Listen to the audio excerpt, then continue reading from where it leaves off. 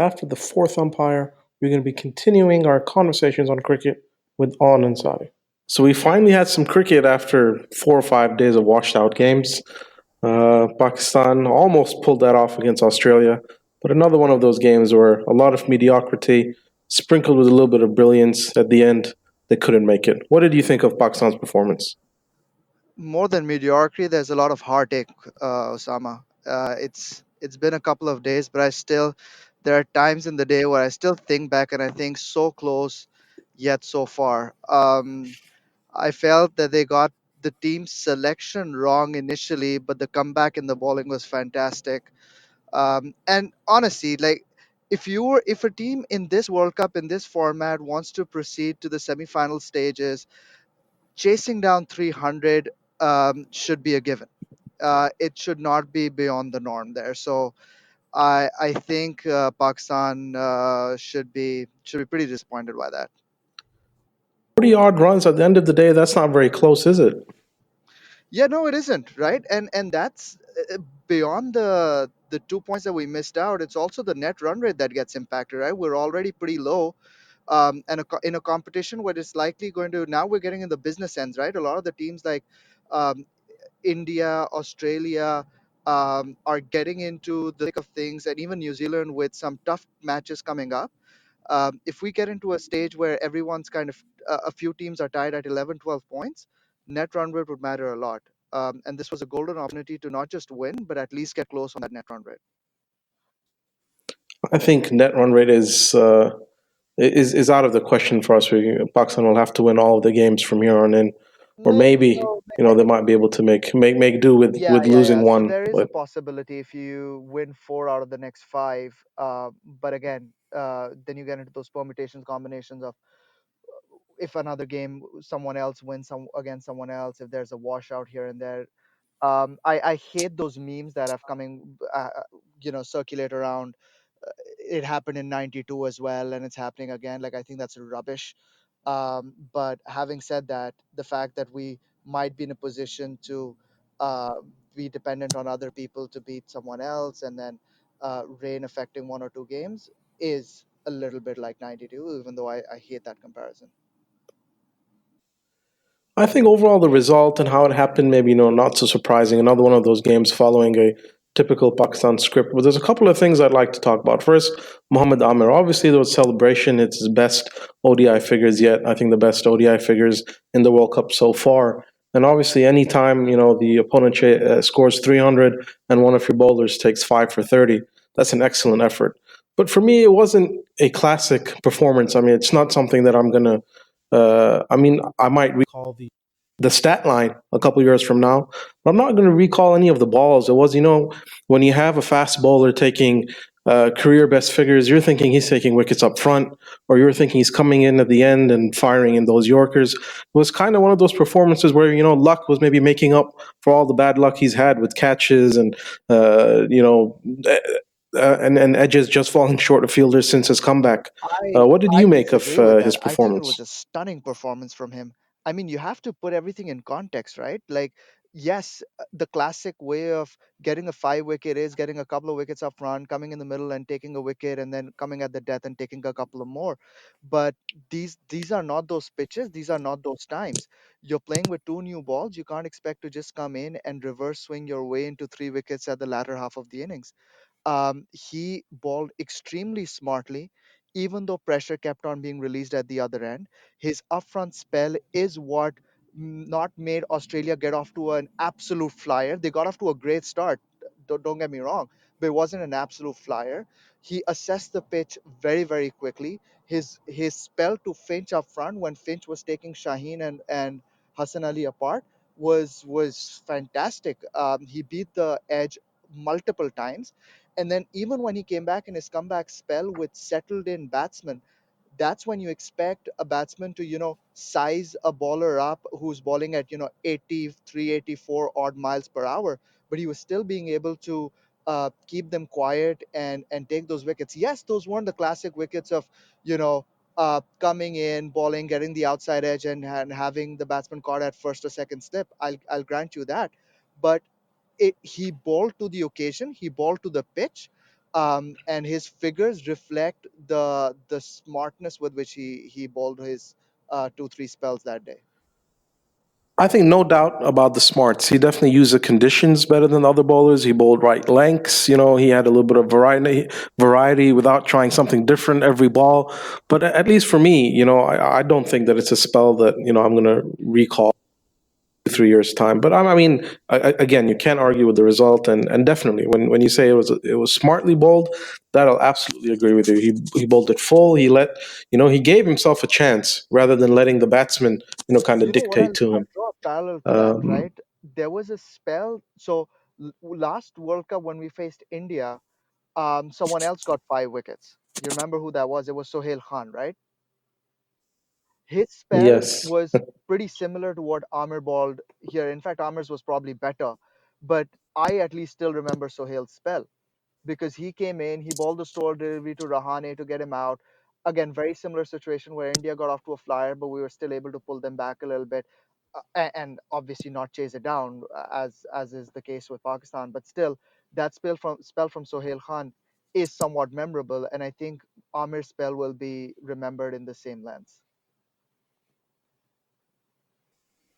Then what do you make of the batting? I think there's been a lot of talk about Shoaib Malik being past his prime.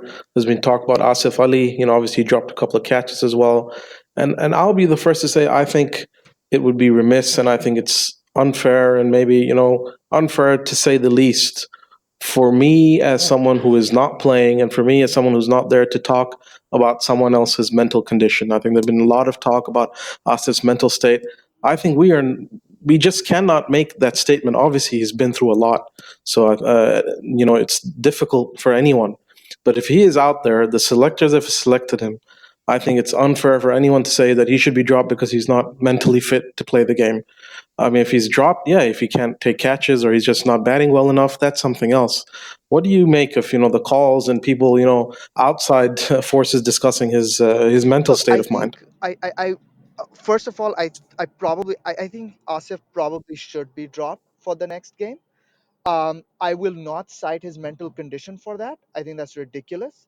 Whatever, I don't care, frankly speaking. Whatever the reason is, the fact of the matter is that it's not reflecting in performance for the team in a World Cup, and that's the reason why he needs to be dropped. Now, why that's not happening could be his temperament issue, could be his mental condition, could be his overall quality as a player, and being a little bit out of his league in the World Cup. I don't know. Fact of the matter is, it's not producing results, and that's the reason why you drop him. As far as Shoaib Malik is concerned, I mean, I would say there are people who are citing his mental condition as well. We know that he left London to go back home for some personal reasons. There's probably some of that at play. He's typically struggled in England. That could be one reason, but it goes back to the same basic premise. If the results are not coming in, and it's not something that you can correct in a net session or in those couple of days that you have before games, then I'm sorry, you don't deserve a place in the side. Having said that, with Malik, the only caution that I throw to the wind here is his experience. And against India with two spinners, I don't know if the next best alternative that you have in the shape of Haris Sohail will be able to dominate them the way Malik typically does. But again, he's been out of form. I think the management and captain have spoken of that. They've spoken of Malik's experience. I think they're backing him. Obviously, he has never done well in England. He hasn't done well in ODI cricket in the last year and a half, anyways. But I think the management are backing him. I mean, the options, obviously, in terms of dropping Asif Ali and Shoaib Malik, are to bring in Haris Sohail and maybe Imad, and then one of the Yeah. fast bowlers as well. Obviously, I think Shadab is going to The, get back the in, especially yeah, since there's no defenders in the more India's interesting thing with batting lineup now. So do you see them making two changes or three changes? Will Haris, you think Haris, Imad, and Shadab, all three of them come in for the India game? I think Imad and Shadab will come in for the India game, and I think they should as well, in place of Shaheen and Asif. Um, for Malik to be dropped, it's not just Haris coming in. I think there's one more piece of puzzle that needs to be fixed, and that is Hafiz will have to go down to 6. and I don't know how comfortable he is going there. He went there in the West Indies game, but again at four he's performed. So Haris doesn't slot in naturally where Malik is playing right now. He would have to come in where Hafiz plays, and I don't know how eager Hafiz is to go down to six. I think they're going to stick with Malik. I think we'll see Imad and Shadab come in. Shadab is a no-brainer. I think we'll get back to looking at the India game just in a bit. One more thing I'd like to discuss. There's been a lot of uh, criticism of Sarfraz's captaincy. I think some of it is bordering on vitriol. I think there's a lot of unfair captaincy. This is a guy who, yes, he is not a perfect ODI captain. He struggles definitely as a test captain as well, but he's an excellent T20 captain. He's done well in the PSL. He's got glowing reviews from the likes of Kevin Peterson and Viv Richards. Yes, Pakistan have lost a lot of games recently. For five of those games, he wasn't there, though. I think he wasn't helped by the fact that the board didn't have him there. He's, as a captain, he should have been there in the lead up to the World Cup. Inzamam has always publicly supported him. He's a confidence captain. Everywhere he's gone, he's had success from the under 19 level, domestic cricket, PSL, Champions Trophy. I think it's not all coincidence. So there's definitely things he does right. I think he reads the game well, and I think he reads people well. And I think proof of that was before the game when a reporter asked him, that Virat Kohli asked the Indians not to boo Smith and Warner in the game against Australia. The reporter asked him, "What will you do if Pakistan fans boo Smith and Warner?" And he said, point blank, he said, "Pakistan fans aren't going to do that. We love cricket. We love our players. They're not going to behave in that way." And the Pakistan fans came out and they proved him right. Not only did they not just not boo the two, they gave them a rousing reception. David Warner even put it in his Instagram story saying, "Thank you for the reception. I loved it." So I think that shows how he's tuned to the people. He's tuned to what happens. But he doesn't get a fair shake from a lot. Cricket is also, it's a lot about machismo. So we want our captains, or sport in general. So we want our captain to have a strong personality, to have a loud personality, to be big, loud, strong. And he isn't any of those. He's a small guy. He doesn't play. He doesn't have a power game. So I think he suffers in that regard as well. And then there was all that criticism about his batting, that somehow he was hiding behind Hassan Ali and Wahab Riaz and Shaheen. You know what? When Hassan Ali came out, what was it? I think it was about 160 required, and Hassan Ali worked. The letting Hassan Ali bat worked, letting Wahab Riaz bat worked. So I think it's unfair to tell him to go away from what doesn't work. And then Shaheen Afridi as well. It's not like Shaheen Afridi looked like he was floundering out there and he got clean bowled. He missed a couple, but he knew how to hold the bat. And we didn't lose because Shaheen Afridi was facing the strike and then he got all out. When someone like Steve Waugh says, you have to trust the tailenders to bat. They're all professionals. I don't believe in farming the strike. We all love it when when Safraz is doing it. He's being called out for it. What do you think of all the criticism, and especially with regards to how he batted with the tail? Look, first of all, I think Sarfraz is a great captain. I've always been a fan. I've been following him since his under 19 days.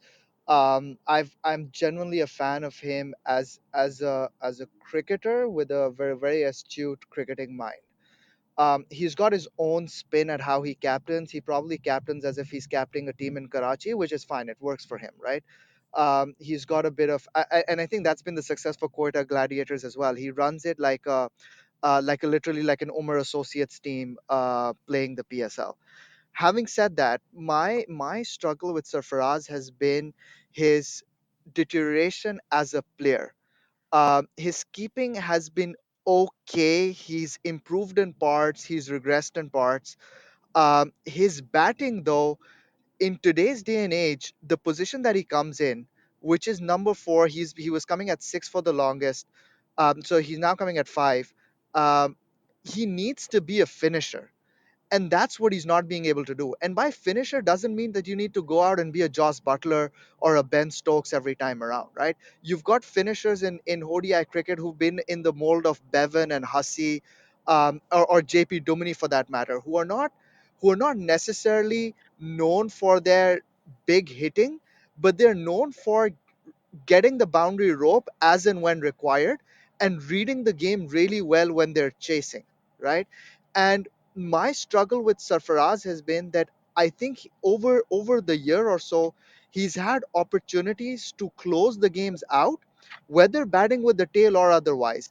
And barring that one game in Champions Trophy where he benefited from a catch being dropped and was able to close out, he's not been able to consistently close games out from a reasonably winning position.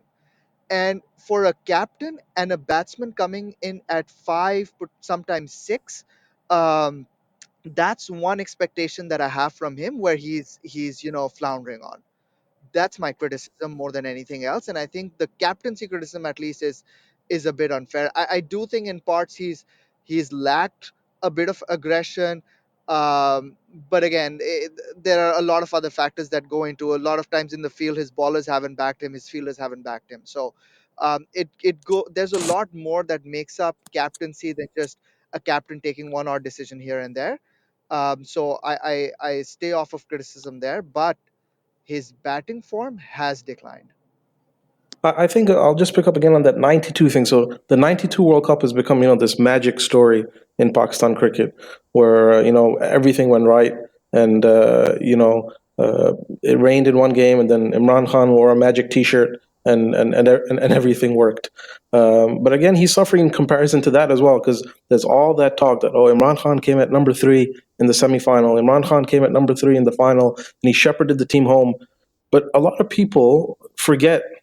I mean, just go back and look at those scorecards. In the semifinal, Imran Khan did come at number three, but he scored at, I think, a strike and 50. And Inzamam ul Haq was not a proven commodity at that time. If Inzamam didn't have that innings, which is probably the only great World Cup innings he played despite his great career, I think Imran Khan would have been, he might have been he would have been criticized roundly in the papers the next day. But obviously, there wasn't social media. I think if there was social media at the time while he was playing, everyone on Facebook and Twitter would have been saying, "What a pathetic innings! What a poor decision to come in at number three." And then again in the final, Inzamam again had a good finish. Wasim Akram had a great finish. A flourish at the end. Otherwise, again, just in the context of the game, it wasn't a particularly fluent game, but the results kind of have because we won. Everyone thinks it was a great move and it was a great innings from Imran in the semi and the final, but that's not the case. Yeah,